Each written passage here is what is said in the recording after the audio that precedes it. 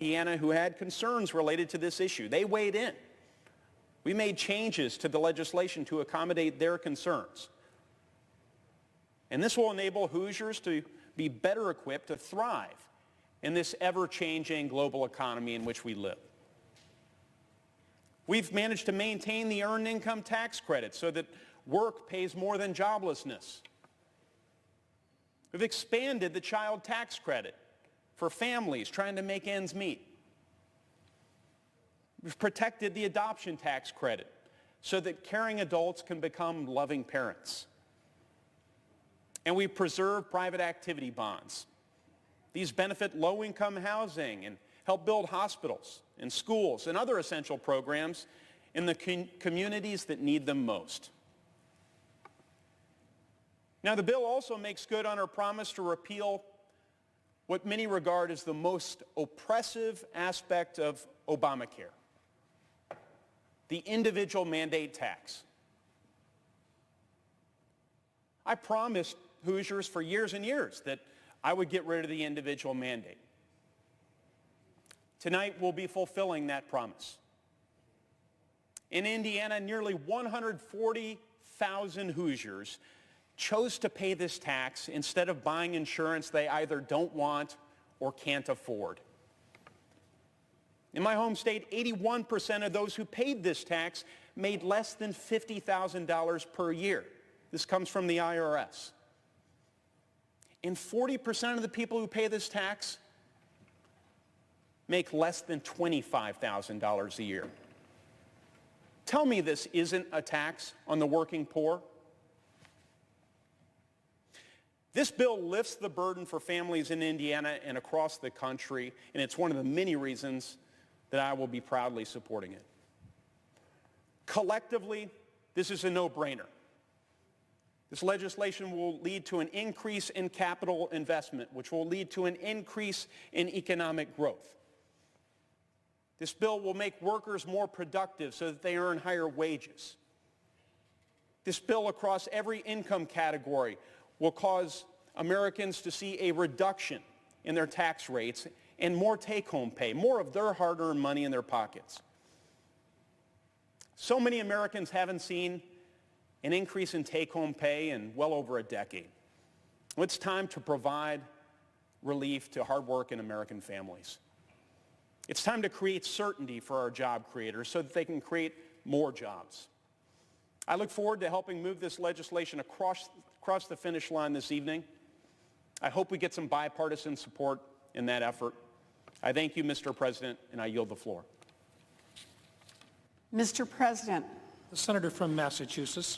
Mr. President, today is a terrible day. It is a terrible day for millions of working families in this country who just want Congress to work for them. It is a terrible day for people who just want to get on with their lives and not have Congress cost them even more money. It is a terrible day for millions of hardworking people, but it is a great day for giant multinational corporations and billionaires who fund Republican campaigns across this country. Today is their day.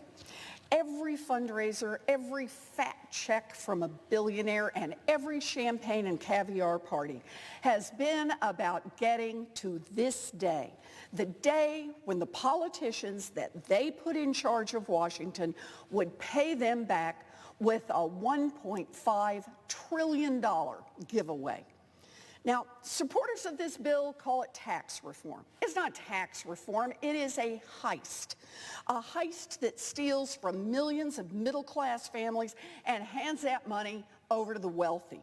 A heist that will hurt Medicare and Social Security and reduce health care coverage by 13 million people in order to hand over money to giant corporations that are already rolling in profits. A heist that will hurt our economy and blow a hole in our national debt. And the American people have seen through this scam. They see through every lie that's been pushed forward. They know that this bill doesn't provide middle-class tax relief. It ultimately raises taxes on more than 60% of working families in this country. They know that this bill does not promote economic growth. Nonpartisan projections have shown it will have a negligible impact. Even former Republican officials admit it. And they know that this bill won't raise wages for working people. Corporate CEOs have already said so. Those CEOs have told everyone who would listen that when they get their truckloads of money from the GOP tax bill, they will turn right around and funnel that money to their wealthy shareholders. And they know that this bill isn't even to help Americans. A third of those shareholders who will get truckloads of money from the GOP bill don't even live in the United States. Over the last month and a half, we've all watched as one Republican senator after another has cast aside every single one of their supposed principles to get behind this monstrosity of a bill. Real relief for the middle class? Gone. Concern about the national debt? Gone. Concern about economic growth? Gone. Now, there's only one principle left: reward billionaire campaign donors. This is not a conspiracy theory. It is not a partisan attack. It is what Republicans in Congress are saying in public to reporters. As one of my Republican colleagues said in a moment of honesty, if they don't pass this tax giveaway bill, financial contributions will stop.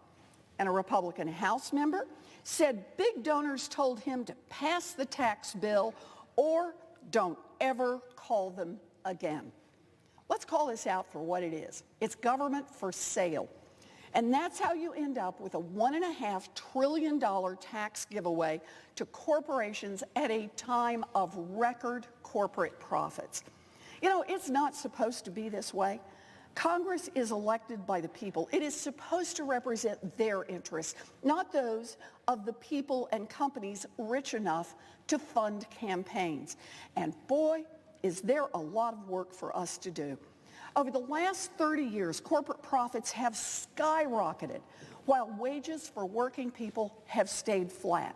But even though corporations, not families, have been getting richer and richer, Congress has forced families to pick up more and more of the cost of our military, our roads and bridges, and our schools. Corporations used to pay about 30% of the cost of running the government. Now, it's under 10%. But today, the politicians who run Congress will slash corporate taxes even more and shift even more of the burden onto working families. Working people will pay more so that giant corporations can pay less. There is no better example of this than the bill's treatment of Wells Fargo. Last year, we found out that Wells Fargo had opened millions of fake accounts so that executives could goose their sales numbers, drive up stock prices, and rake in bigger bonuses. And it turns out Wells Fargo has also charged 500,000 customers for auto insurance they didn't need, which meant a lot of people, including soldiers and sailors and Marines, got their cars repossessed. Sounds pretty sleazy, huh? But instead of holding them accountable for cheating their customers, this Congress is on the verge of passing a tax bill that will shower more free money on Wells Fargo than any bank in the country. That is right. When this bill passes, the punishment for Wells Fargo's cheating millions of Americans will be a big gift-wrapped present worth billions of dollars in tax giveaways. This tax bill is shameful, and it is the result of a shameful process. No hearings on a bill that overhauls the tax code and shifts around trillions of dollars. No input from a single Democrat. No time for vetting by actual tax experts. Oh, big-time donors are happy, very happy with this outrageous tax heist. But the American people are angry, and they are right to be angry. Over and over, again and again, they watch this Congress ignore their pressing problems, ignore children's health insurance, ignore flat wages, ignore an opioid crisis, ignore hurricanes and wildfires, ignore working families that are ripped apart by greedy politicians and politics built right here in Washington. Over and over, again and again, they watch instead as Washington jumps to do more favors for billionaires, more favors for giant companies, and more favors for campaign donors. Today is just one more terrible day for hardworking Americans. Just one more terrible day in Washington, where Washington works great for those at the top and won't lift a finger to help anyone else. People's anger is understandable. I share it. And sooner or later, a reckoning is coming. And I promise you this, when it does, when the politicians who lead this Congress and vote for this tax heist are held accountable for turning their backs on the American people who sent us here, then we will be the kind of country we want to be. Then we will be the kind of country we were meant to be. A democracy where everyone, even the richest and the most powerful, pay a fair share, and where we all work to build a better future for all of our kids. Mr. President, I yield the floor.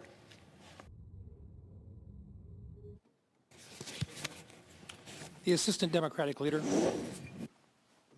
President, C-SPAN is an interesting phenomenon.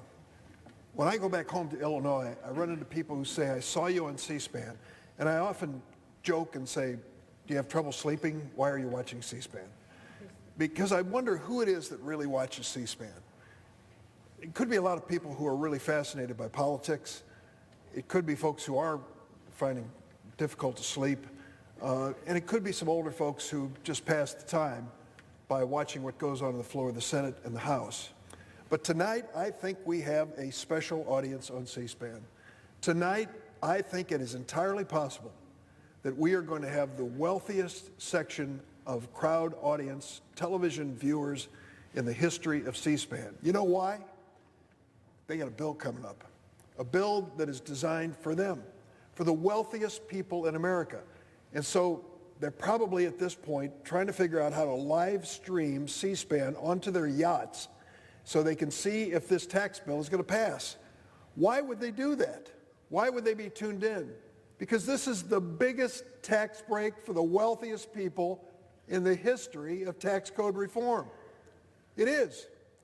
It turns out that in 2027, 83% of the tax breaks in this bill go to the top 1% of wage earners in America.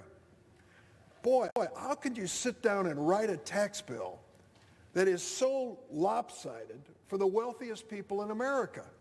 You had to have said to the staff, first, find out what taxes are left that the wealthy might pay and get rid of them. Reduce them right and left, and they did. Imagine that's your starting point for tax code reform in America, that you are ignoring working families and the reality of the life that they lead. You're ignoring small and medium-sized businesses, and you're focusing on the wealthiest people in America and the biggest corporations. You know what I found in Illinois? When you travel around my state and meet the business leaders and ask them point blank, tell me about federal taxes, the biggest corporations never complain because the tax code is loaded with escape hatches for the biggest and wealthiest corporations and individuals. It's the small and medium-sized businesses that pay the most taxes. They're the ones who should have been the biggest beneficiaries on this bill. And secondly, the working families. People that are struggling paycheck to paycheck, can't save money for their kids' future, worried about their kids' student loans. Wouldn't it have been great if this tax code reform really focused on them instead of the wealthiest people in America? You know, it's a stereotype, I know, that the Republicans worry about the rich instead of the working folks. But when you look at this bill, sadly, that's the reality. Here's the good news, if there's any good news in that terrible story that I just recounted. The American people get it. They understand it. How in the world could you write a bill and call it tax reform and tax cuts and have 2/3 of America hate it instantly. They did it. Congratulations. You put together a bill which instinctively the American people knew was a bad deal for them, and it is. When you take a look at this bill, you'll realize why we're asked to vote on this Republican tax plan, a plan written behind closed doors and rushed through Congress on a last-minute rush this year. It's because the Republicans are bound and determined to have something that they passed this year. In all fairness, they passed the defense authorization bill, but they spent month after month on repeal and failure to replace our health care system. And now, before they leave town at the end of this calendar year, they're bound and determined to get this done, whatever it takes, their so-called tax reform plan. After a year in control of Congress and the White House, and extraordinarily few legislative achievements to show for it, Republicans are forcing through this partisan tax plan only a few short weeks after it was unveiled. You may not remember, unless you were watching C-SPAN that night, I came to the floor when we finally were given the Senate tax bill. It was about 500 pages long. And as I was going through it on page 257, I remember the page, I looked at it and I thought, what is this? There was a page in the middle of the tax bill with all sorts of scribbled handwriting, which was absolutely impossible to read. Now remember, this is a tax code that is going to have an impact on individuals, families, and businesses to the tune of millions of dollars. And here was a page in it which no one can read. And you know why I know no one can read it? I submitted it to the record, and the clerk of the Senate came and found me afterwards and said, Senator, we can't put this in the congressional record because we can't read it. That's what was going on here in writing the tax code of the United States of America. It was a slapdash, hurried effort that sadly does not reflect the best of this institution or the best of the members who are part of it. Why would they do this? Because if this bill were subject to proper scrutiny, as it should have been, you only really reform the tax code once every several decades, a monumental giveaway to corporate America would have emerged, and a tax break or giveaway for the wealthiest Americans. So while most families are focused on getting ready for the holidays, my Republican colleagues and friends are hoping most Americans will be too busy to notice them passing a tax bill that will raise taxes on middle-income families. This is supposed to be the greatest deliberative body in the world, the United States Senate. And my Republican colleagues threw out regular order and bipartisan input right out the window of the Capitol. They spent the past 2 weeks behind closed doors writing the final version of this tax bill. Only last Friday evening, we finally saw the text of this tax plan fully released, fully revealed. More than 1,000 pages of new tax code, and that's what we're expected to understand and to vote on in a matter of days. Are the memories of my Republican colleagues so short they forgot their repeated calls of read the bill when we considered the Affordable Care Act? Did they forget their criticism of that process, which took place, incidentally, over many months, characterized by transparency, multiple bipartisan hearings, and included well over 100 Republican amendments? Have they forgotten all the criticism they leveled on that effort to try to provide health insurance for more Americans? This is no way for major legislation to be written, this tax bill before us. And it certainly reflects the best wishes and hardest work of many of the lobbyists and corporate donors who benefit my Republican colleagues. Is it any wonder that after this rush process, the initial analysis of the final bill shows that millions of working families in Illinois and across the nation will be hurt, while the wealthiest 1% of wage earners in America receive a massive windfall? Sadly, it's no surprise.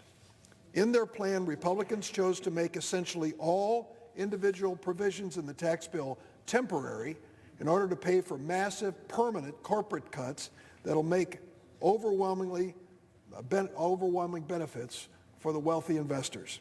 The result, as I said, when the bill is fully phased in 2027, more than half of all Americans will see their taxes increase under the Republican plan.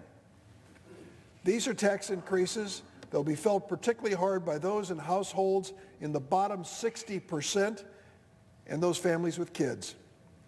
By 2027, while middle-income families pay a higher tab, the richest 1% of Americans will receive a whopping 83% of all the tax cuts under this plan.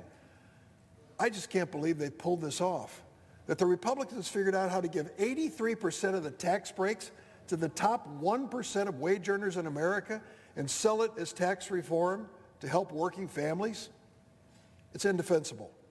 This devastating result was baked into the DNA of this Republican plan from the start. There's no greater example of this than the Republicans' determination to erode state and local tax deductions. It used to be a standard principle in American taxation that you wouldn't tax people on the money they paid in other taxes. We don't tax a tax until this bill came along. We used to say if you pay a state income tax, that amount of money, or a state sales tax, or a state property tax, we're not going to impose a federal tax on your tax payment.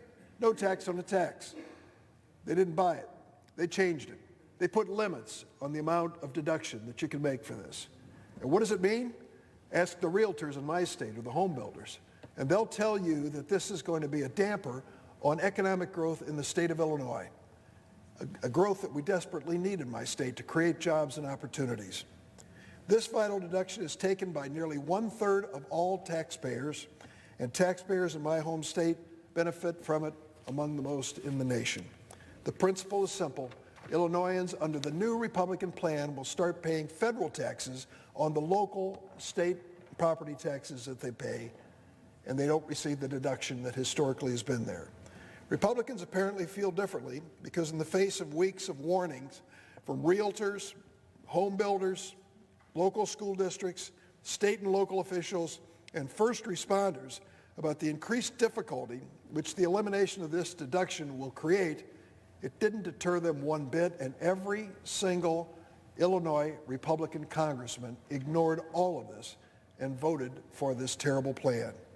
It means higher tax bills for middle-income families in my state and many others, and a strain on crucial state and local investments in education, infrastructure, and public safety. That isn't the only hit to middle-income families. Here's the one that I find the most reprehensible. Millions of people will lose health insurance because of this tax reform bill. It guts one of the major provisions of the Affordable Care Act.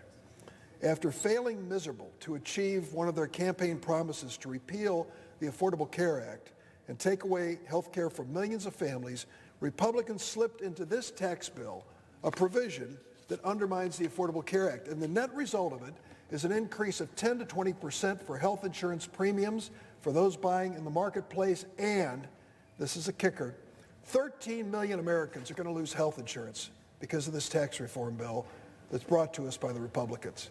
I don't see how you can go home to any state and say, good news, I gave a tax break to the wealthiest people in America and the biggest corporations, and average working folks here are going to lose their health insurance.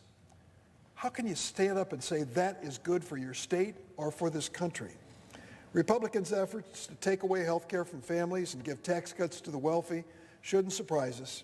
The surprise here is that so many of the so-called fiscal hawks, how many times have I heard my Republican colleagues come to the floor and pose for holy pictures when it comes to the national debt?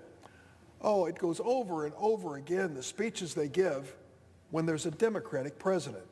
Now that there's a Republican president, political amnesia has set in.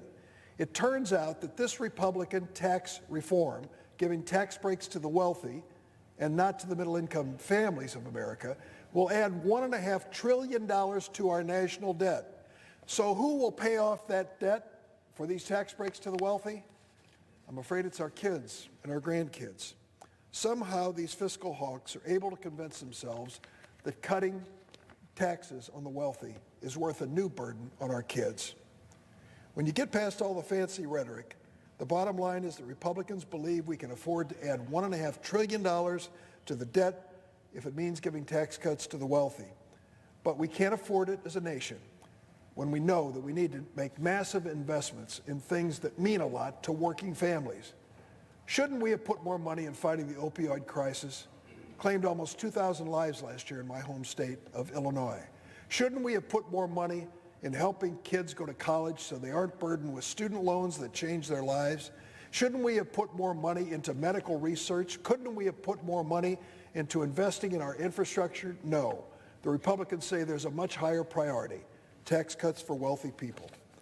What does make sense to my constituents and millions more across America is that a $1.5 trillion increase in the national debt poses a real threat to our economic future and a threat to the future of Medicare and Medicaid. Paul Ryan, Speaker of the House, Republican leader, said they're going to take care of the added deficit and debt by cutting entitlement programs like Medicare and Medicaid.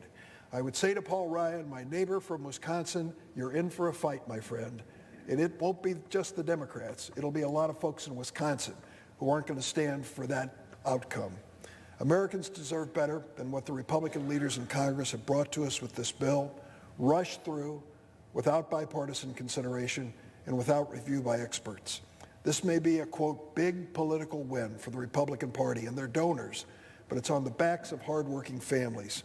Some of these consequences they're going to face are already dangerously clear. Others, which we'll only discover as we pore through the fine print on this 1,000-page bill, we can only guess what they will mean. Mr. President, I yield the floor. Mr. President. The senator from Georgia. Thank you, Mr. President. I come from a different world, Mr. President. I come from the real world. I've been here just a couple of years, but this sort of rhetoric that we hear on the floor of the Senate in the last few weeks is amazing to me. The disinformation, the knowing, misleading statements that are made, doesn't exist for very long in the real world, Mr. President, because there are rules and regulations out there where that's taken care of. But it seems that if you're good at it in this body and can get away with it long enough, that what Vladimir Lenin once said can be true, and that is this. It doesn't matter what you say is true.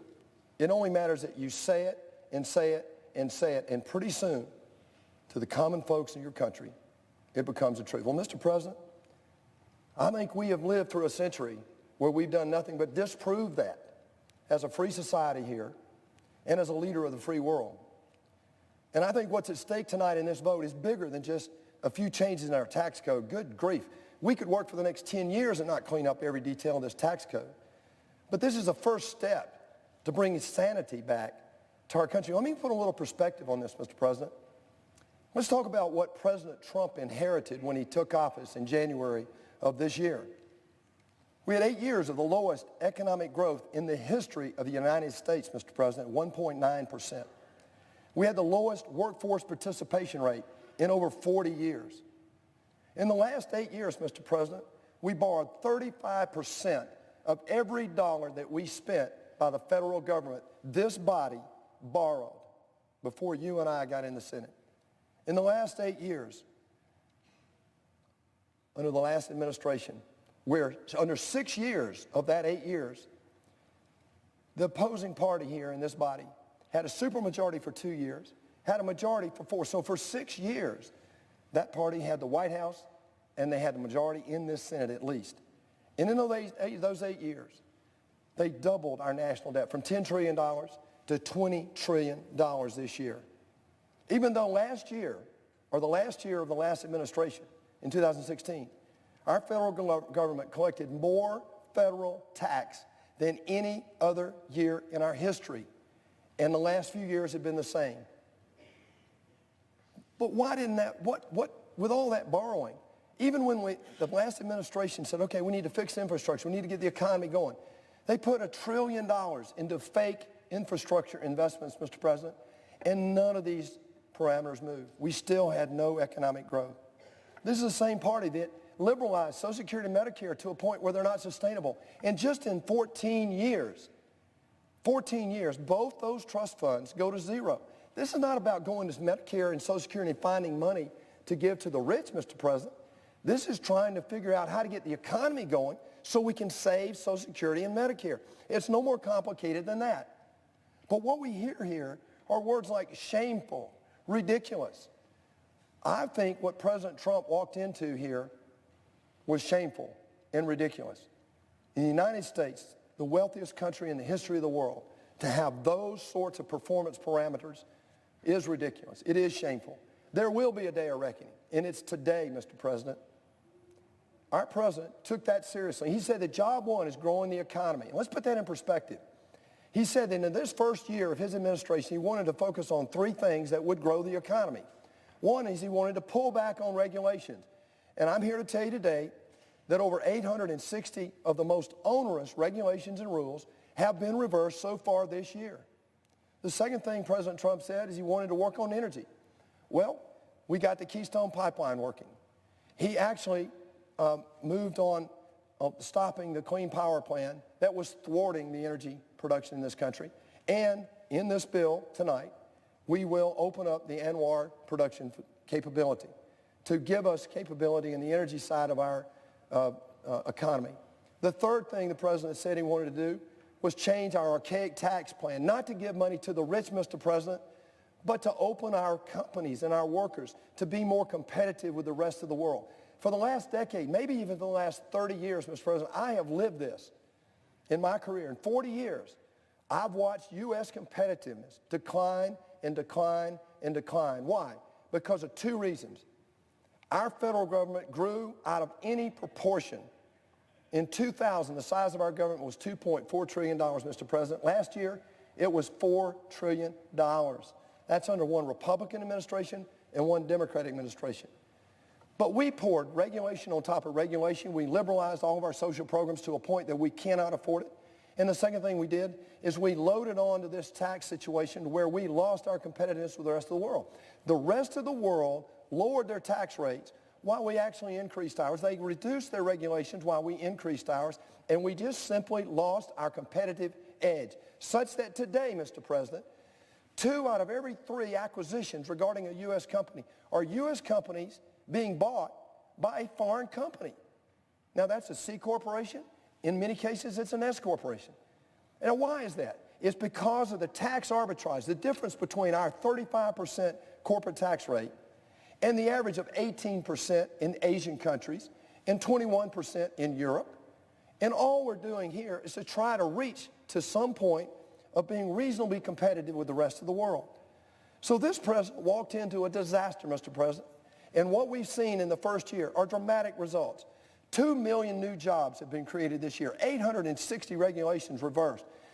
Illegal crossings of the southern border are down 60%, Mr. President.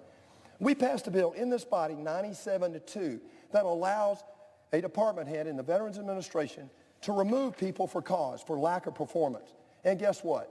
So far this year, over 500 people have been asked to leave because of performance reasons in our Veterans Administration. That's something that both Democrats and Republicans should be proud of. We also see a Department of Education that has removed 300 people for the same reason. CEO confidence is at a 20-year high, Mr. President. Consumer confidence, despite what the other side wants to tell us, is at a 16-year high, and many studies are proving that today. But I want to tonight clear up some of the absolute unbelievable mistruths and myths about this bill being perpetrated. We heard several just in the last hour here on this floor, Mr. President. The first, the great one, I love this. This tax plan is only going to help the wealthy. We're going to tax the low-income people in America, and we're going to give it to the billionaires. Mr. President, let me just give you some examples here. A median income family today, family of 4 who work, a family of 4, 2 kids, who make a median income of $73,000 a year, is going to get a $2,200 tax reduction. That's a 60% reduction in their federal tax rate, Mr. President. A single working mother, as an example,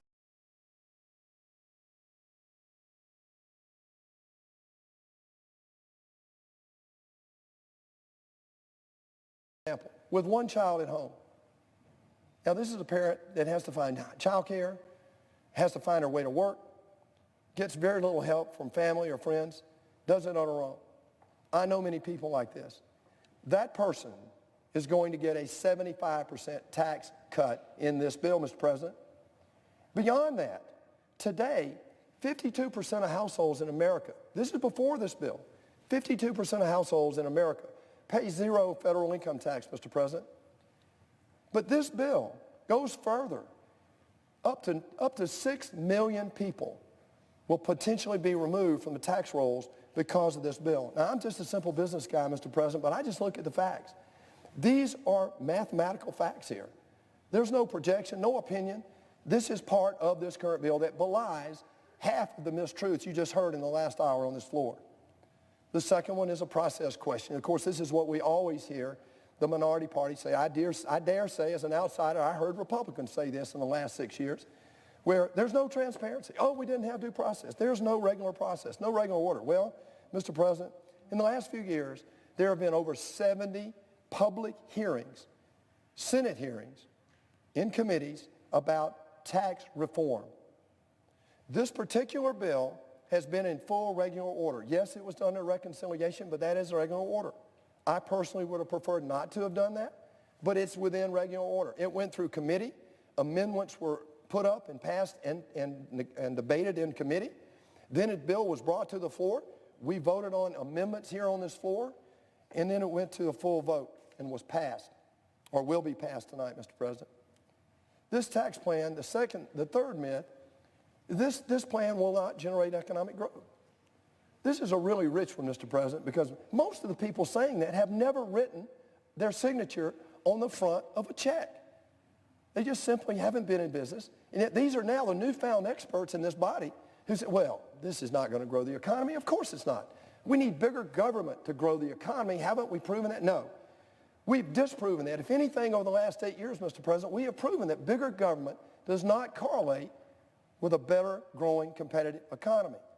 What this bill simply does is it gets government back out of the way to some degree, helps us become competitive with the rest of the world, and ignites this economy. Let's just look at what is being said about this. First of all, it's been estimated that nearly 1 million new jobs will be derived because of this bill.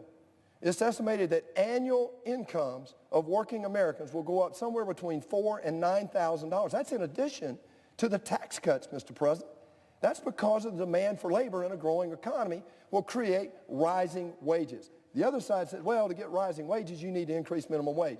That's the wrong way to look at this thing. This bill, I can tell you from personal experience, will create demand for labor, and that labor will increase in price. GDP will grow somewhere between 3 and 5% over the next decade. I actually believe it'll be much more than that. The big one in my mind is by eliminating the repatriation tax. And by the way, we're the last country in the world to still have this archaic tax, which we collect no tax on today. But eliminating that brings almost $3 trillion, over $2.6 trillion back in this country. Mr. President, now the other side said, well, that's not going to get in the economy. It's going to be paid in dividends or paid down debt and all that. Guess what? In a capitalistic society, that is all contributory. It all adds to the aggregate benefit of growing the economy. Capital formation is part of what created this economic miracle in the first place. The last 70 years in America has been the greatest period of economic growth in the history of humankind. I would argue, Mr. President, as a 40-year experienced veteran of the business community here, as the only Fortune 500 CEO in the Senate and in all of Congress, I would argue that this economic windfall that we've experienced over the last 70 years in America is based on three things. On the top of the best workforce in the history of the world, it's innovation, capital formation, and the rule of law. And quite frankly, because of regulations in this body over the last 15 years and because of our tax code, we have taken those for granted. Tonight, we begin to reverse that. The next claim I want to debunk is that this tax plan adds $1 trillion. I love this one. This tax plan is going to add $1 trillion to the debt. This is from the other side that administered over doubling our debt in the last decade. Mr. President, no other president in the history of our country prior to the last administration added $10 trillion to the debt of this nation. There's no bigger debt hawk in this body than I. And I can tell you, this is what brought me into the political arena. This $20 trillion of debt is the beginning. It's not the end of the story. Unless we do something today about our federal debt, it's going to grow $11 trillion as the latest estimate over the next decade. Most of that is in the mandatory side, Mr. President. To solve this debt crisis, clearly we have to grow the economy. But we will not solve the debt crisis only by growing the economy. But we will not solve it unless we start by growing the economy. Excuse me. We're told by the Joint Committee on Taxation and by the Congressional Budget Office. And both of these modeling groups I have personal problems with, but even if you take their worst case scenarios, Mr. President, you only have to grow the economy 0.2% per year. That's growing from 1.9%, which is the average baseline of the last 8 years, growing it by 0.2% to 2.1% for the next decade. Now, Mr. President, there's only been one time in the last one decade, in the last 70 years, where this economy didn't grow more than 2.5%. And in that decade, it grew 2.3%. So in no decade since World War II have we grown less than 2.3%. In addition, CBO says, well, we got to grow to 2.3%. Well, Mr. President, the last 2 quarters are already over 3%. Fourth quarter looks like it will be as well if we pass this tax bill tonight. It just seems to me that the people who have experience in the real world economy know that investing in our workers is the best investment we can make. And that's what this tax bill does. Don't be confused by the rhetoric. Members of the other body in the last hour said there's going to be a day of reckoning. You know what? There is. Because I believe that the other side have failed the working poor in this country. The best example is Obamacare, perpetrated by the supermajority of 60 votes on the other side, and we know it's now collapsing under its own weight. But this is what they've done to the working poor in America, Mr. President. In 2014, it's been that way since in the last 3 years as well. But 2014 is the last year we can get from the IRS. Under Obamacare, the IRS fined 8 million people in America $2 billion, Mr. President. And the irony of that is half of those people make less than $25,000. And Mr. President, that is outrageous. And for those same people to beat their chest now about this being for the rich, it is further outrageous. I'll close with this. This bill, the biggest argument they make is that this is for the rich. Well, and the rich are not paying their fair share and all that. Look, the top 1% today pay about 40% of all tax revenues that we have. The top 10% pay over 70%. That's before this bill, and that's going to be true after this bill, Mr. President. But what's going to be also true is the fact that working men and women of America will find that their place of employment, whether it be a one-man self-proprietorship, one-woman self-proprietorship, or a major corporation, those companies in a global economy are going to find themselves more competitive because of what President Donald J. Trump is doing in this tax bill and what we're backing up tonight. I argue that this is a historic day, not just because of tax relief for the working men and women of America or building competitiveness for those same people around the world, but for our kids and grandkids, Mr. President, so that we can begin to deal with this huge growing debt. People say, well, you're adding debt to it. No, this is an investment. And by the way, it's not $1.5 trillion, Mr. President. They know that $500 billion of that, a third of it, is this policy versus law. They know that, but it still makes a better story. They also know that $200 billion of that is fake cost because it says if you eliminate the way it's scored right now, if you eliminate the repatriation tax, the Joint Committee on Tax and Congressional Budget Office, in their infinite wisdom, say, well, that's going to cost you over $200 billion. Mr. President, we don't collect $200 billion today in repatriation tax. This is what, as an outsider, I look at it, I cannot believe that we sit here and talk about these fake numbers that way. But, Mr. President, the President of the United States has a vision for our country. We need to rise up and be competitive again in order to deal with this long-term tax situation. But more importantly, or as importantly, to be able to afford to do the right things for our people. When we have hurricanes, when we have fires, we don't have the resources to do that. Every dime we're spending behind these hurricanes and behind the fires and behind all the things we're doing is borrowed. Every dime we spend on our military today, Mr. President, is borrowed money. The only way to eventually change that is to begin to grow our economy. This is only one of many steps that are required. But this tonight becomes historic because you can't do the others unless you make this economy competitive. I want to praise our President tonight for having the guts to stick through this process, but we're going to pass this bill tonight and make America great again, because we're going to begin to make America competitive again. Thank you, Mr. President. I yield the floor. Senator from Maryland. Thank you, Mr. President. Mr. President, the American people understand this bill. They understand that this bill will hurt middle-income families, and they know this bill will add to the deficit.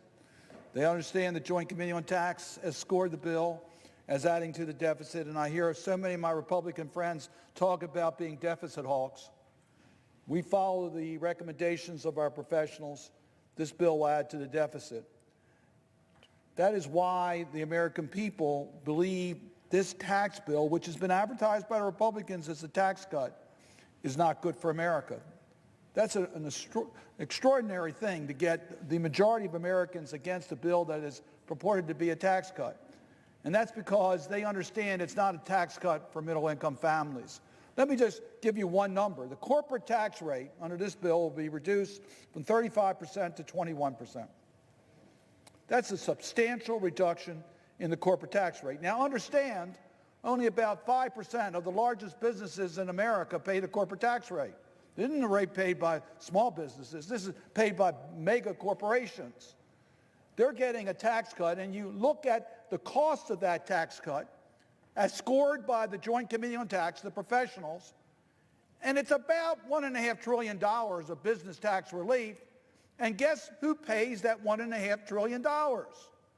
It goes on our national debt, and middle-income taxpayers are going to be asked to foot the bill. They get that. They understand that this doesn't help middle-income families. You're not helping middle-income families when you raise the estate tax limits so fewer families pay the estate tax. It already affects only the 0.2% wealthiest in America. They're getting a break. Already we have a concentration of wealth in America. The top 1% own close to 40% of the wealth of America. They understand that doesn't help middle-income families because they understand that we've seen in America the shrinking of the middle class, that we've had an increase in income and wealth disparity in America. That's not good for our economy. That's not how you grow an economy. You grow a middle class. This bill will not grow a middle class. This bill will make it even more extreme, the income and wealth disparities in this country. And they also get it. When we talk about what is temporary, what is permanent, I really appreciate my friends talking about the deficit.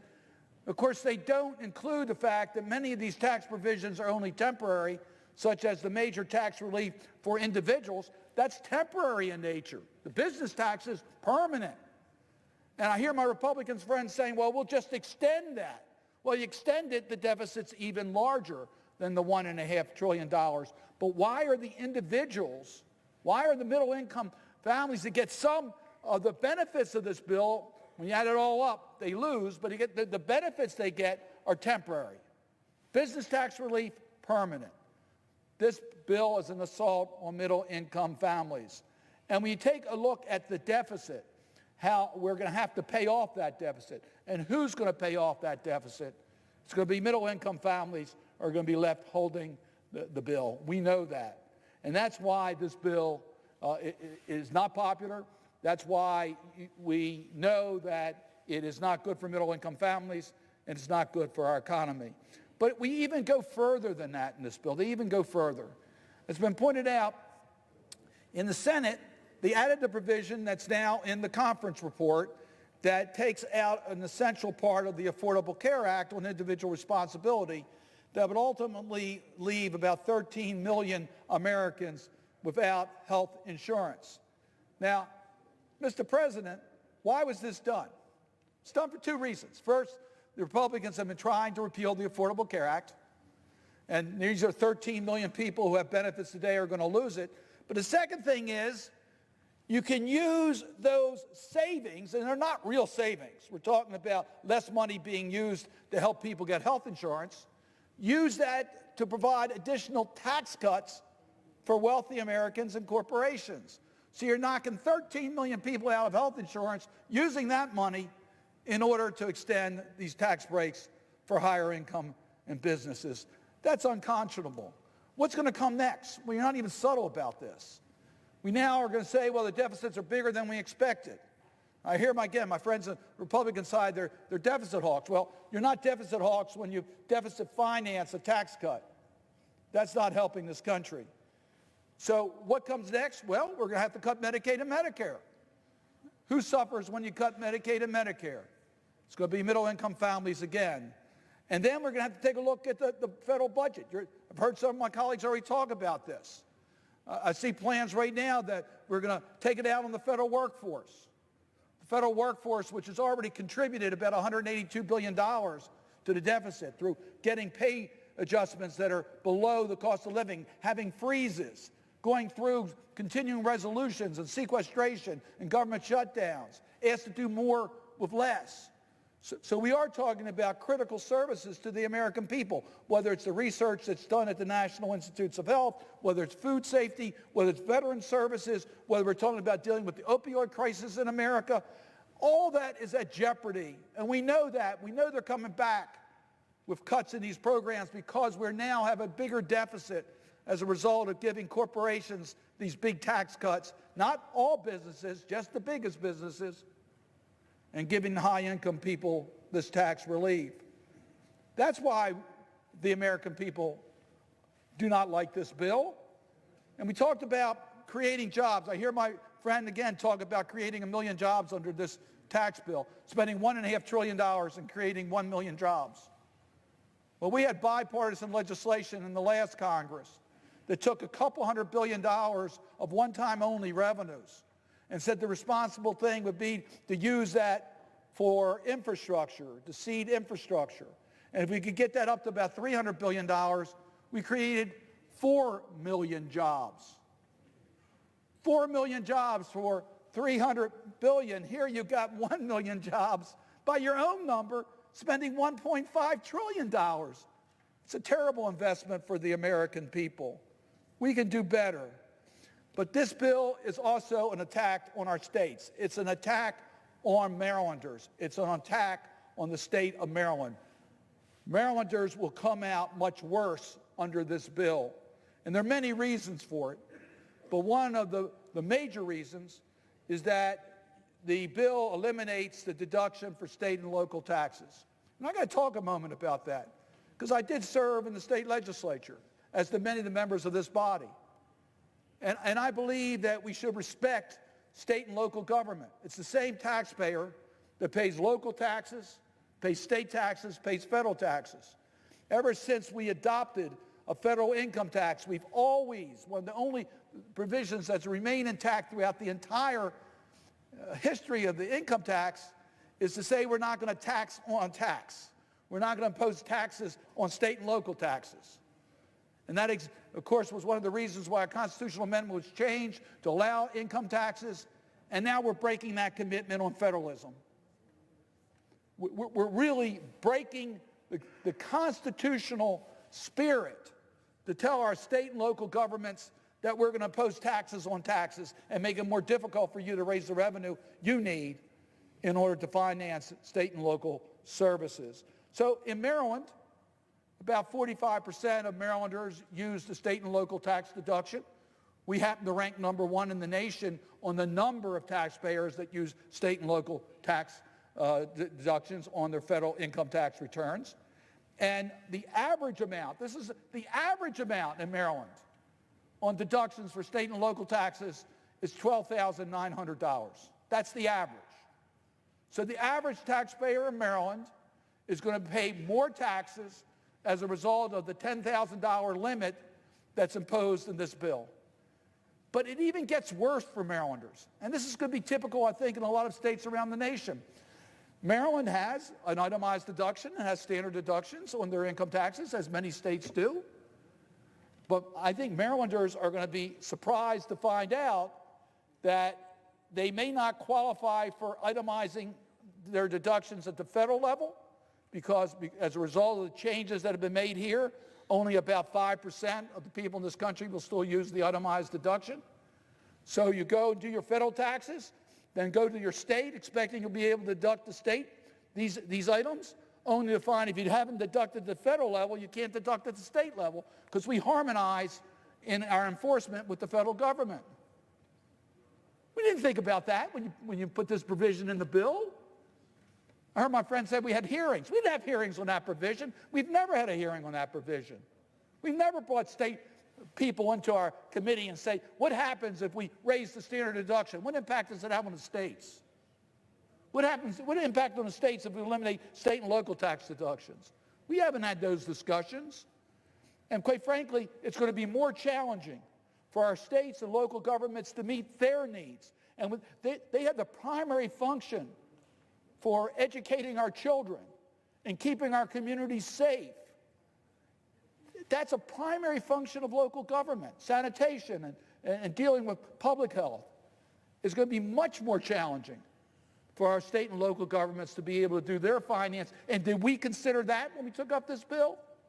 The answer is no. There are so many consequences to this bill that have not really been thought out. Let me just give you a few. There's a reason why people who are concerned about the real estate industry are concerned about this bill. The limitations we put on the deductions of property taxes, the limitations that have been increased on the amount of interest you can deduct on mortgages will all have an impact on property values. Properties that Americans own will be less valuable with the passage of this bill because they will not be able to get the same tax advantages as they had prior to it. Have we thought about that impact? Have we thought about what that does to wealth of middle-income families? Have we thought about what impact that has on assessed evaluations, on local governments that depend upon property taxes? Been no consideration of that. I met this week, Mr. President, with leaders in our nonprofit community in Baltimore. We went over some of the issues they deal with in providing help to our community. And several were faith-based type charitable groups. And I went over what impact it's going to have with the restrictions on the number of people who are now going to be using itemized deductions. One of the charitable groups I met with, which is one of the faith-based groups, told me that the overwhelming majority of their givers are in middle income. And today, they are able to take a deduction because they use itemized deductions. Under this bill, most of those families are going to fall within the standard deduction, and they will no longer be itemizing their deductions on their federal tax returns. Now, they don't know what impact that's going to have, but when their givers find out that there's no tax advantage to that gift, you know it's going to have an impact. We know that. Charitable giving is going to be down. And I hear my colleagues talk about frequently that a lot of what we do to help people, we rely upon the private sector. We rely upon the charitable groups. Do we have the courtesy to bring them into a hearing to understand the impact this is going to have? No. It's going to have a negative impact on our nonprofit charitable groups. And that is another consequence of this legislation, that we don't have the full impact or understand. Let me talk just a minute about this 20% deduction on pass-through income. Just so that the people of this country understand, this is a rather complicated provision that was added to the bill. It provides for the providing additional tax relief for businesses that do not use the C tax rate. These are our partnerships, our S corporations, our limited partnerships, our sole proprietors. And understand what we're trying to do here, because we've cut the corporate rate so low, down to 21% from 35%, we recognize that other businesses now are going to be at a disadvantage, and that's true. So we're trying to figure out some way to give them tax relief. Now, I've heard my colleagues talk about simplifying the tax code. This provision does anything but simplify the tax code. It has what's known as guardrails as to how we calculate how much you can take up to the 20% of the distribution as a non-taxable event. And that guardrails affect the type of business that you're doing, it affects the amount of assets that you have, it affects the amount of salaries that you give, the labor that's done within it, whether it's actually services or performed by the partnership or not. My goodness, it's a minefield for accountants and tax lawyers to now develop shelters Mr. President, I'm old enough to remember the 1986 tax debates here in the United States Congress. I was not part of the Congress. I was in the state legislature at the time. And I remember the effort to get rid of shelters, because shelters are an inefficient way that you set up business structures in order to minimize taxes. Well, this pass-through provision is going to be used as shelters. There's no question about it. And we have had no hearings at all as to how we're going to deal with that problem. And then I heard a lot of my colleagues on the Republican side talk about how this is going to bring all these jobs back home. Now, let's make this clear. Make this clear. What this bill does is move towards a territorial tax system. What does that mean? That means companies today that outsource some of their work to another country will be able to only pay that country's tax rate rather than the U.S. tax rate. Now, that means that they'll be able to pay, in some cases, less taxes, but what they can now do, because we are harmonizing to a territorial tax, is that we are rewarding some companies to outsource. Do we understand what the lower tax rates for corporations, what the net impact will be on jobs in America? All we hear is, oh, we're going to create new job opportunities because we have lower rates for businesses. But we don't tell the American people that you can keep those jobs overseas and pay a lower tax rate. So let's be honest about that. And why didn't we have a hearing on that part? The consequences are far from understood. And then I heard several of my colleagues talk on the floor of the Senate about preserving credits, that we preserve this credit, or we didn't take, like you're getting credit for leaving something in the tax code. Well, let me say something. Credits are important. In the city of Baltimore, we've used low-income housing tax credits and historic tax credits and new market tax credits to generate a lot of economic activity. It's very difficult to put together a major economic program within our urban centers. Now, I could point to West Baltimore and how we've used all those tools for urban redevelopment. I can point to our arts district and how that's been used. But I know this. Credits are not going to be worth as much under this bill as they were before, because we've changed the value of a tax credit. What impact is that going to have? I don't know. The problem is none of us know. But it's going to have a consequence, and it's going to affect economic growth, and it's not going to be positive. And we haven't taken steps to try to counter that. And then I noticed that there are some changes in the renewable energy sector. I don't fully understand all the changes, but I do know those that are involved in wind and solar believe that what we've done has made it more difficult for them to get investors. And it sort of looks like perhaps this was an effort to help the fossil fuel industry. And when you look at the ONWAR provision, which opens up the pristine areas of the Arctic to drilling in Alaska, you know that this bill is tilted towards fossil fuels rather than having a level playing field for America's energy. I worry, is this the first step to mid-Atlantic drilling off the Atlantic coast, off of Maryland, and the impact it could have on the Chesapeake Bay?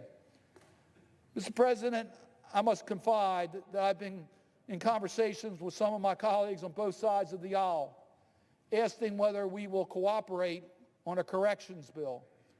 I find that amazing.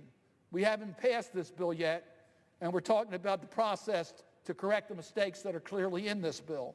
That's not the way we should be legislating. We know that we're going to have to revisit the pass-through provisions because we know they're not drafted right. We know the tax credits are going to need additional time. We know that the energy provisions are going to have to be revised. We know we've done damage to middle-income families that they're going to demand that we correct. Why don't we get it right the first time? Why do we have to look at passing a bill that we know is badly flawed? The last point I want to make is that there's been a commitment that when we take up a tax bill, don't we want to simplify the tax code? Simplify it so Americans understand it better and feel more comfortable that everyone's being treated fairly. And secondly, the one argument I hear from almost all stakeholders is make the tax code predictable so we can plan. Give us the rules. Don't change the law all the time. Don't put temporary provisions in here because Congress has a habit of missing extender dates. We've already missed extender dates in this Congress, and now we're talking about leaving town this week while we have provisions that are expired, such as the Children's Health Insurance Program. And what does this tax bill do? It's got numerous provisions that expire, some within a short period of time, adding uncertainty to our tax code and the planning of our tax code. This bill is anything but simplifying the tax code and certainly not providing the predictability. So, Mr. President, the American people get it. That's why they believe this bill should not be passed. It's an assault on middle-income families. It's dangerous to our national security by increasing our deficit. It will hurt millions of people who will lose their health coverage, and it should be defeated. With that, I yield the floor. Mr. President. The senator from Alaska. Mr. President, I'd like to spend a few moments talking about why my colleagues and why the American people should be supportive of this very important legislation, historic legislation that we're debating now on the Senate floor. And it's particularly historic for my state, the great state of Alaska.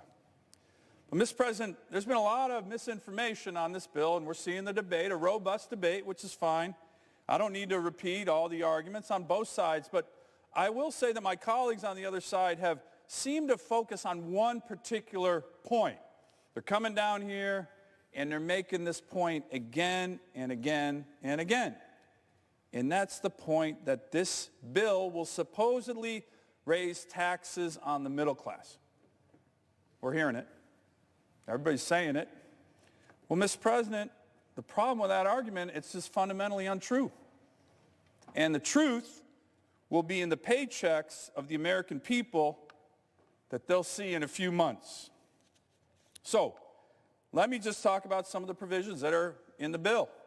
The bill will be a middle-class tax cut for the vast majority of Americans.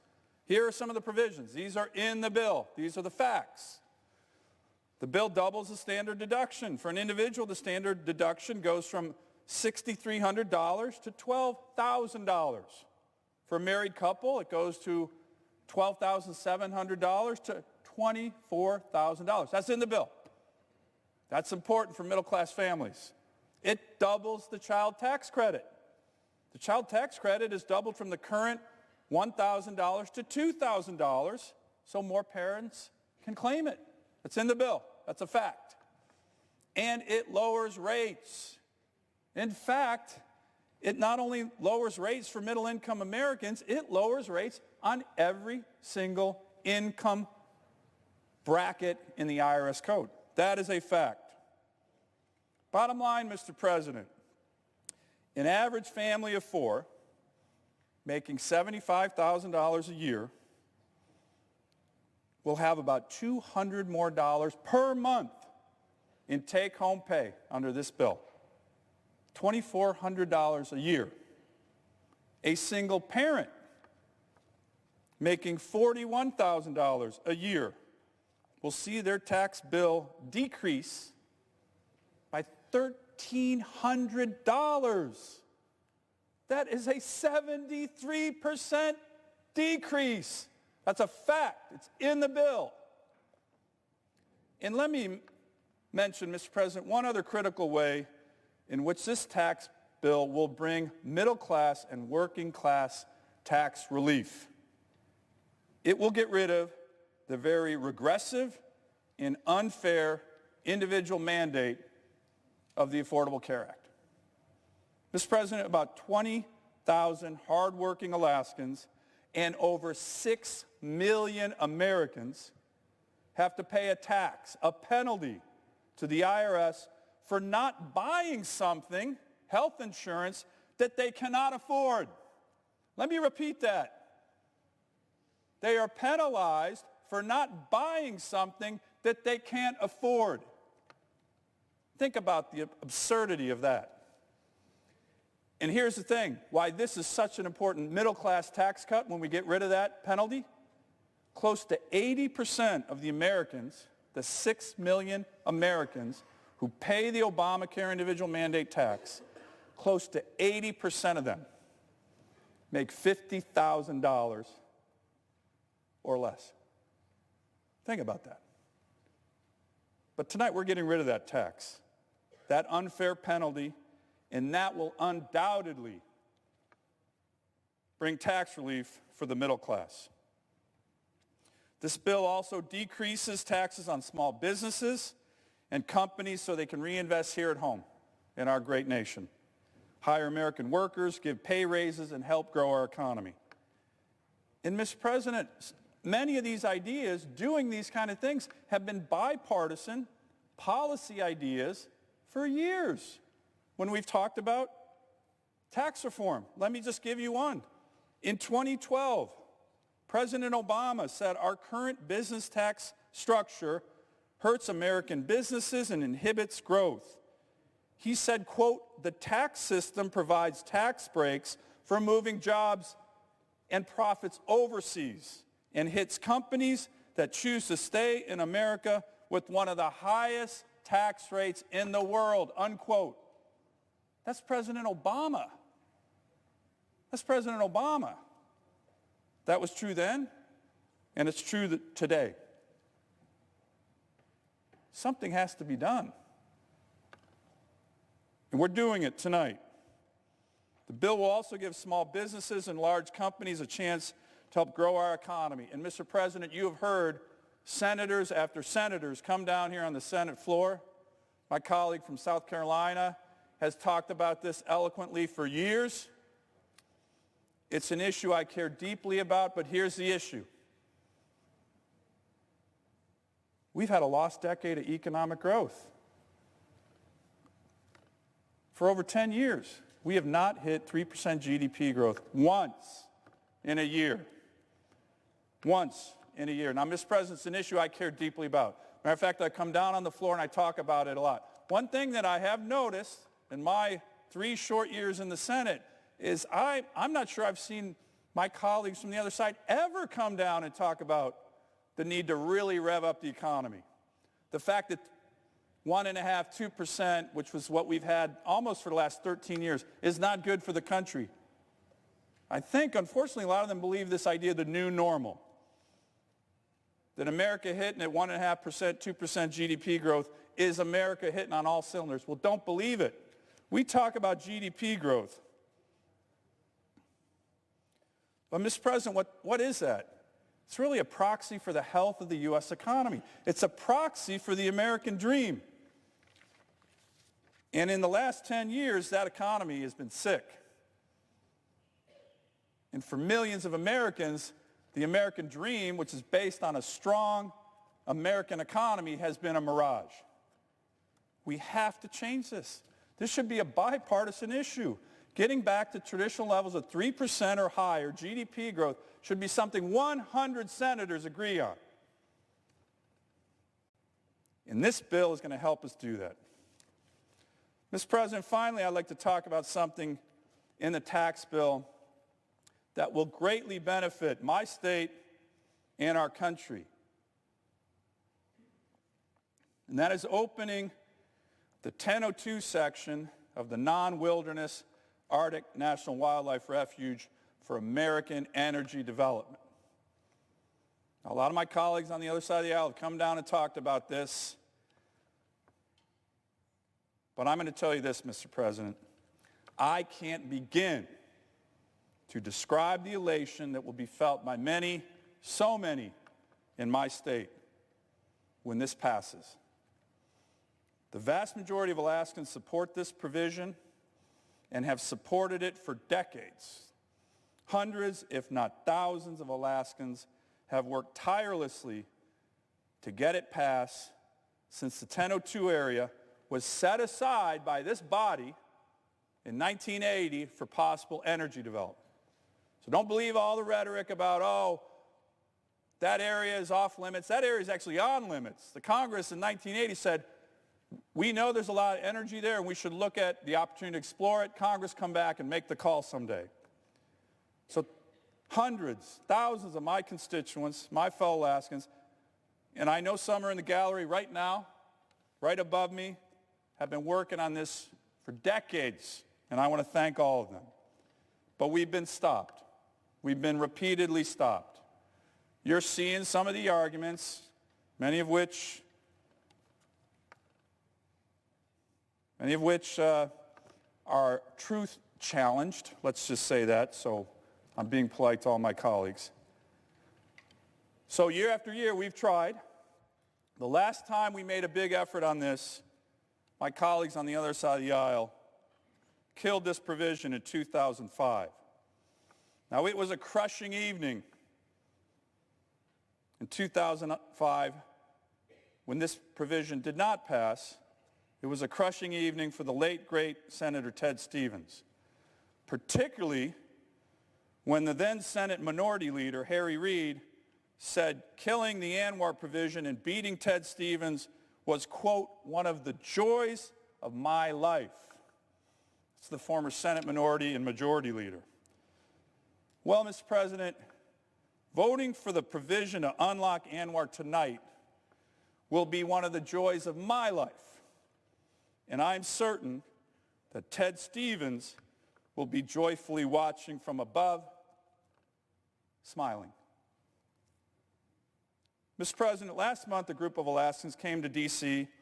to testify before Senator Murkowski's Energy and Natural Resources Committee about the importance to America and to Alaska and to our communities about the energy provision in this bill.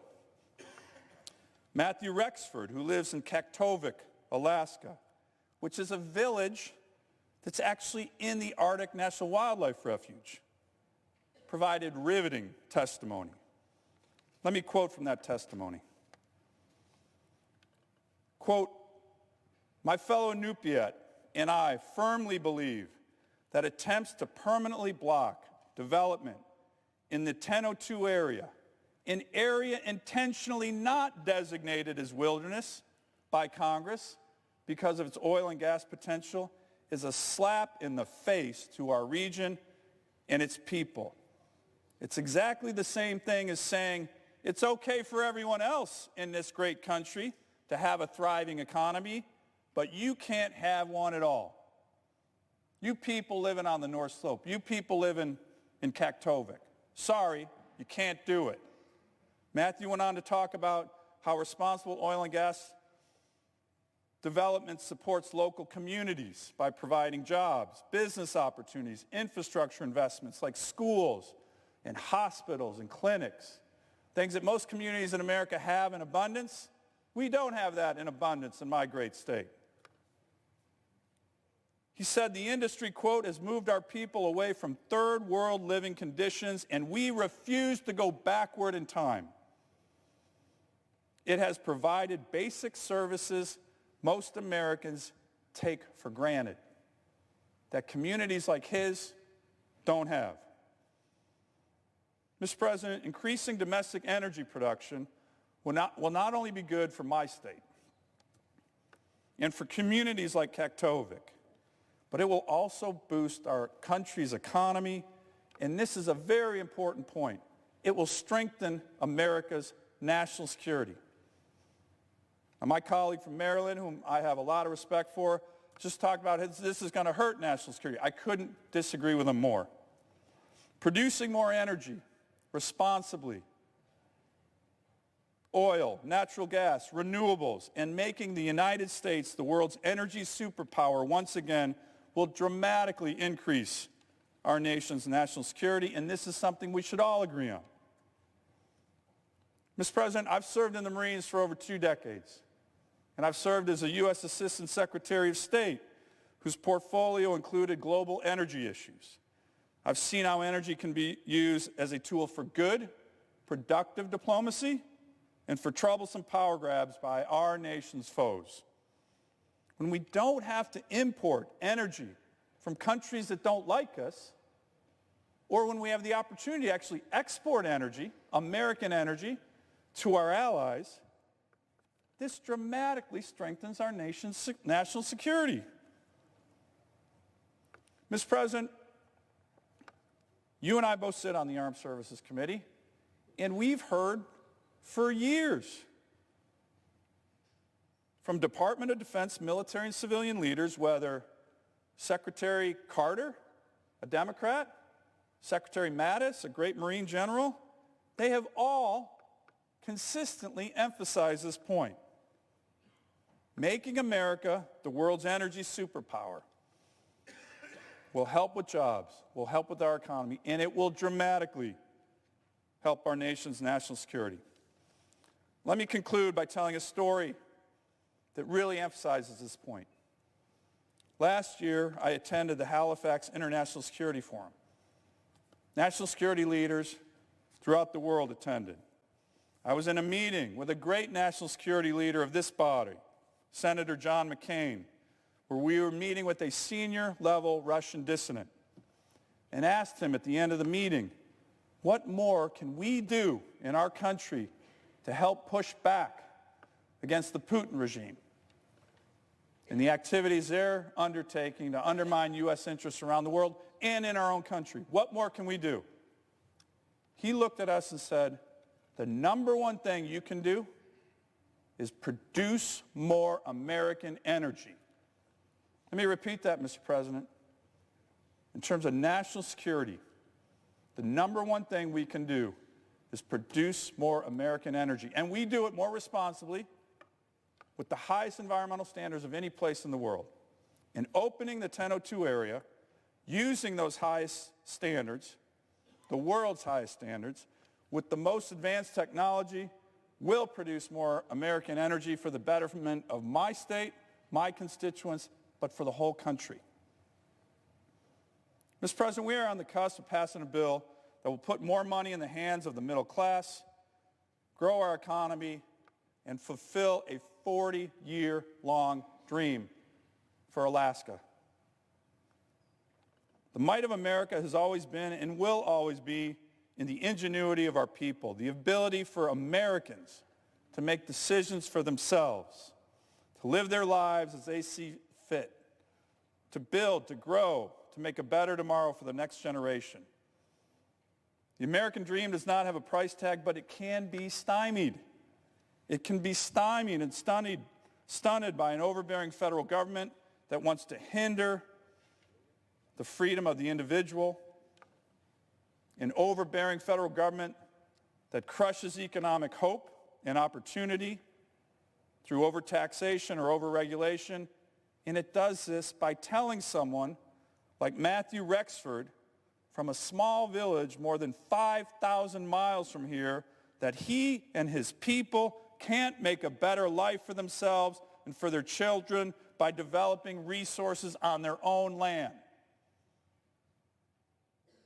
Well, Mr. President, that's going to end tonight. At long last, that's going to change.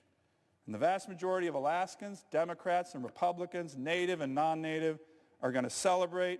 And I believe when the American people realize and experience the positive benefits of this bill through stronger economic growth, better jobs, more take-home pay, they're going to celebrate too. I urge my colleagues to vote for this historic legislation. I yield the floor. Senator from Delaware. Mr. President, it's a pleasure to be on the floor tonight with my friend from Alaska. Navy salutes the Marine Corps and for his service before and now. I just want to follow up on a couple things that he's mentioned. He need not stay on the floor if he wants to. He's more than welcome to. But he spent a little bit of time criticizing the individual mandate. I think Harry Truman used to say the only thing new in the world is a history we forgot or never learned. And I just want to take a minute and talk about the history of the individual mandate. The individual mandate was not invented by Barack Obama. Obamacare, which was never invented by Barack Obama. The idea for exchanges in all 50 states, sliding scale tax credit to buy down the cost of health care in those exchanges. The idea that you have an individual mandate that everybody has to buy health care, and if you don't, If you're not eligible for Medicaid or Medicare, you need to get health care. If you don't, there's a fine. That was not Barack Obama's idea.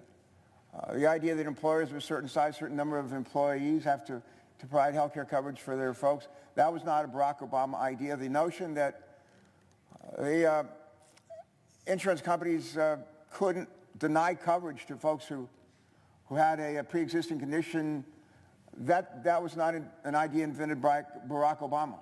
Obamacare, with those 5 provisions, exchanges in every state, sliding scale tax credits to drive down the cost of the care, individual mandate to make sure that everybody is getting coverage, employer mandate, employers got to cover your employees, prohibition against insurance companies not providing coverage for those with pre-existing conditions. Those 5 ideas have their origin from right here in the United States Senate in 1993. Right here in 1993. Legislation introduced by a Republican senator from Rhode Island, Chafee, co-sponsored by 22 other Republican senators, including the chairman of the Finance Committee, one of the people I most admire here in this body. Those 5 ideas didn't go anywhere in 1993, but you know who took them? A governor of Massachusetts took those 5 ideas and said, maybe we could use those 5 ideas to cover everybody in the state of Massachusetts. And Governor Mitt Romney created Romneycare. And you know what? For the most part, it worked. They covered just about everybody there. Initially, they had problems with affordability, but they've done better over time. And when we worked on the Affordable Care Act, we took that Republican Senate proposal from 1993, we took Romneycare from 2006, and we included in the Affordable Care Act because it was a market-based approach to making sure that everybody who didn't get coverage from their employer, were not eligible for Medicaid, were not eligible for Medicare, could get coverage. We see in this legislation before us tonight not just changes to the tax code, but also a further effort to destabilize the exchanges, something that this administration, the current administration, spends a lot of time trying to do. It's a Republican idea. It's a market-based approach. They happen to be good ideas. They happen to work in Massachusetts, and they could work in 49 other states if we didn't have an administration and my colleagues in this body and in the House trying to destabilize the exchanges. I hope that when this legislation passes and we repeal the individual mandate, that we won't just repeal it, but we'll make it. Why do we have it in the first place? To make sure that young, healthy Americans are going to be getting coverage in the exchanges. You can't just have sick and elderly people in the exchanges. We have to have young, healthy people in there too. And that's why we have the individual mandate. And if we're going to get rid of it, well, we need to replace it with something that works at least as effective. And that's one of the things we need to work on going forward between now and 2019 when the individual mandate is repealed under this legislation. I had the privilege of serving as governor of my state, Delaware, for 8 years. During those 8 years, we cut taxes 7 out of 8 years. Cut taxes, 7 out of 8 years. We also balanced our budgets 8 years in a row. We paid down some of our debt. We earned AAA credit ratings for the first time in state history. We still have them. We had, for those 8 years, a General Assembly. There was majority Republican in the House, majority Democrat in the Senate. And you know what we did is we actually worked together. We worked together. We used sound budgeting practices. We used sound economic analysis and forecast. We worked together. Not either side got everything they wanted. But in Delaware, we have something we call the Delaware Way. And I describe it the letter C, 4 C's. Communicate, compromise, collaborate, civility. That's it.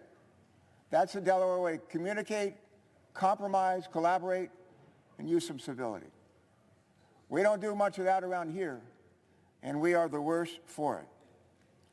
During those years, I was privileged to be governor, and we cut taxes 7 out of 8 years. I would read each tax proposal with 4 questions.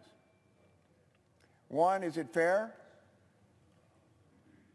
2, does it foster economic growth or impede it? 3, does it simplify the tax code or make it more complex? 4, what does it do to the deficit? Do we end up in a deficit? Do we end up with a balanced budget? Do we end up with a surplus? Those 4 questions. 20 years later, as we took up tax reform here in the United States Senate, I asked the same 4 questions.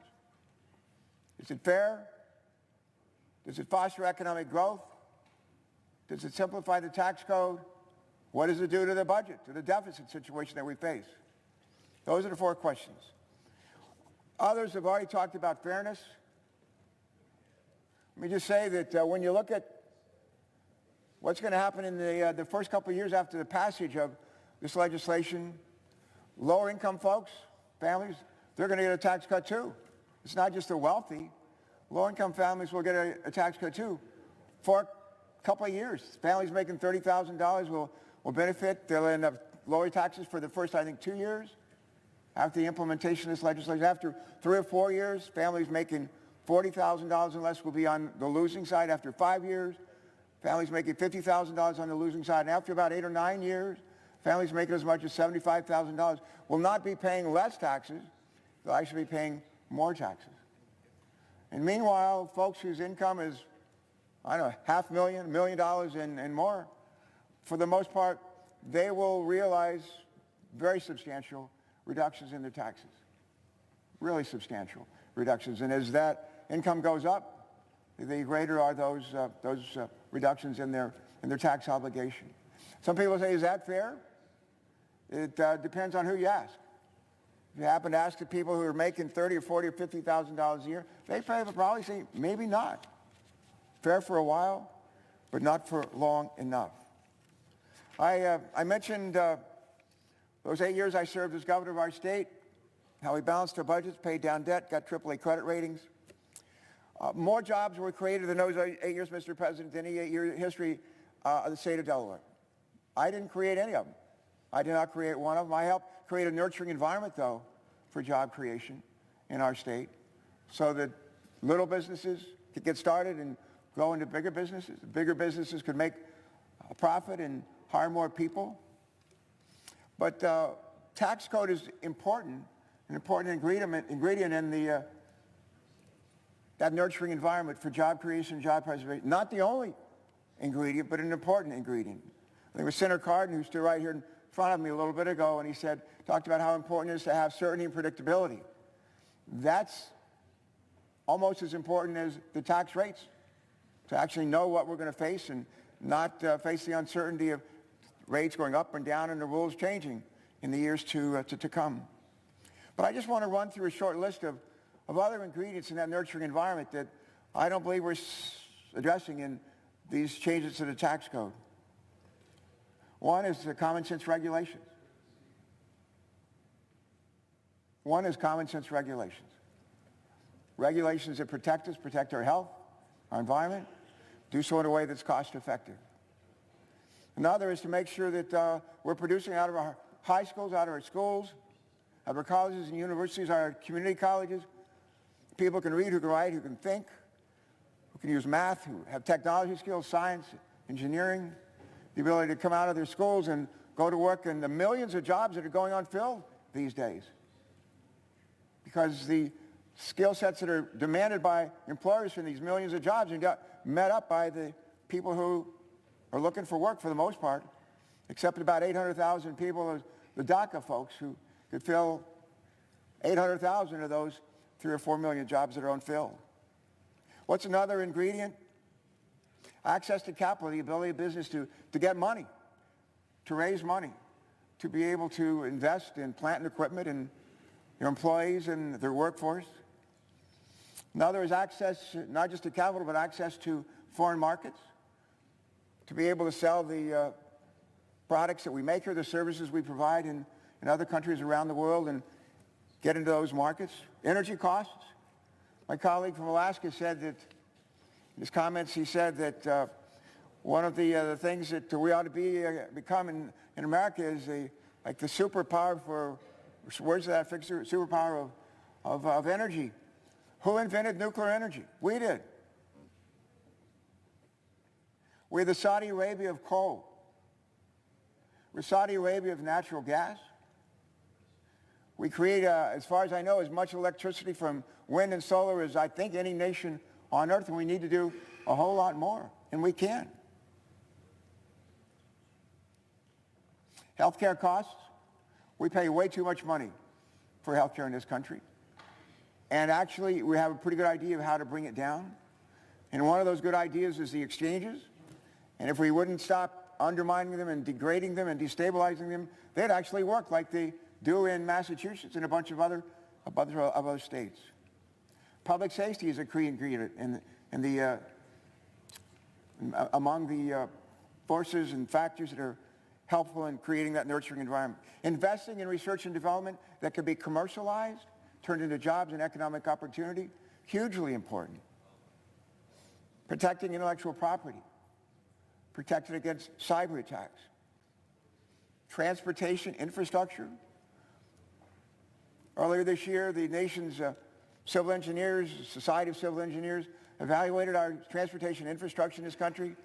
Again this year, D. D is in dog, because our roads, our highways, and bridges are in deplorable shape in many parts around this country.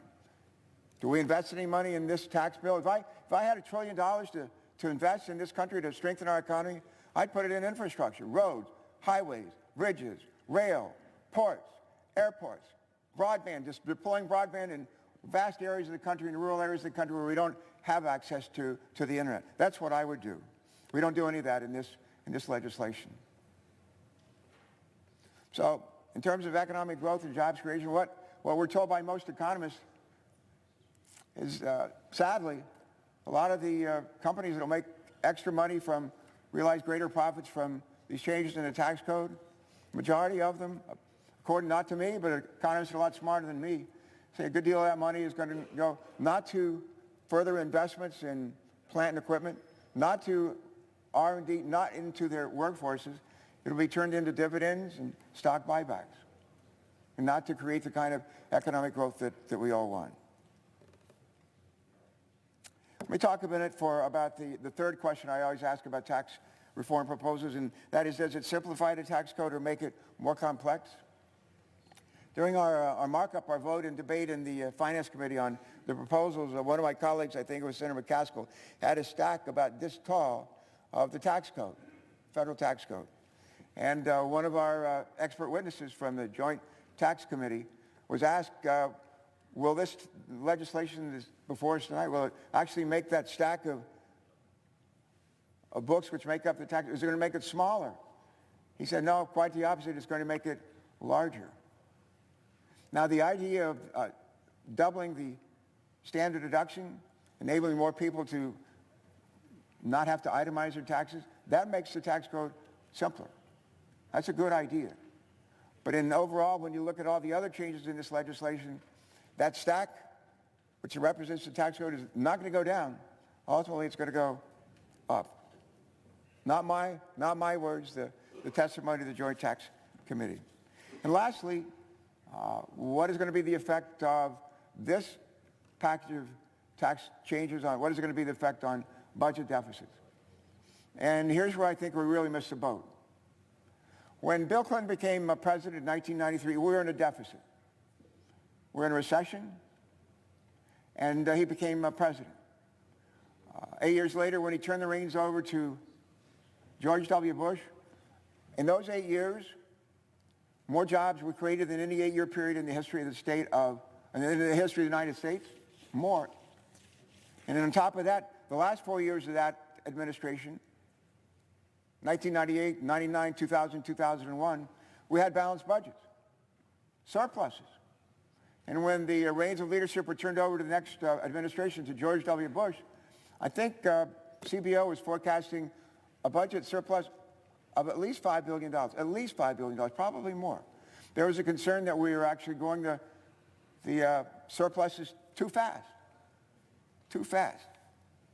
Well, it didn't take too long for the surpluses to be eliminated.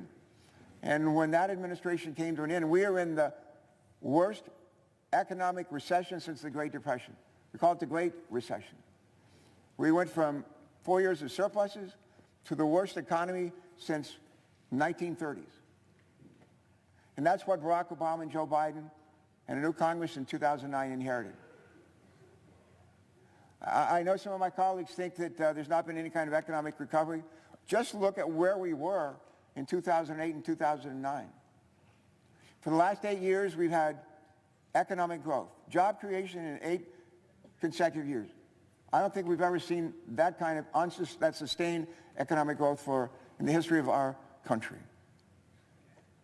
And instead of paying down debt after 8 years of economic growth, job creation, we actually last year increased the deficit by $666 billion. $666 billion. And with this legislation, we're going to add another roughly $2 trillion to our debt over the next 10 years. This is a missed opportunity, folks. It didn't have to be this way. There are good ideas in this legislation. Your corporate tax rate is too high. Let's bring it down. I'm for that. Standard deduction ought to be double. I think Democrats are for that. The child tax credit ought to be increased, maybe doubled, made refundable for lower income families too. I'm for that. Capital gains rate maintained where it is. I'm for that. Repatriation of overseas profits.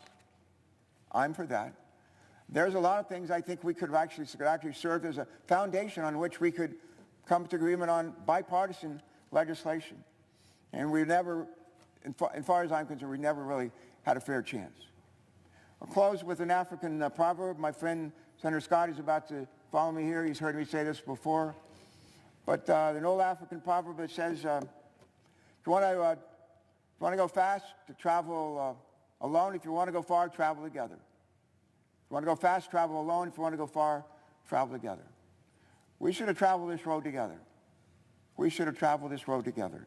And if we had, we would have maybe some short-term pain, but long-term gain. But I fear with this legislation, it'll be just the opposite. There's going to be some short-term gain, but I fear in the long run, long-term pain. And let me, with that, yield the floor, and Mr. President, and pass it on to my friend from South Carolina.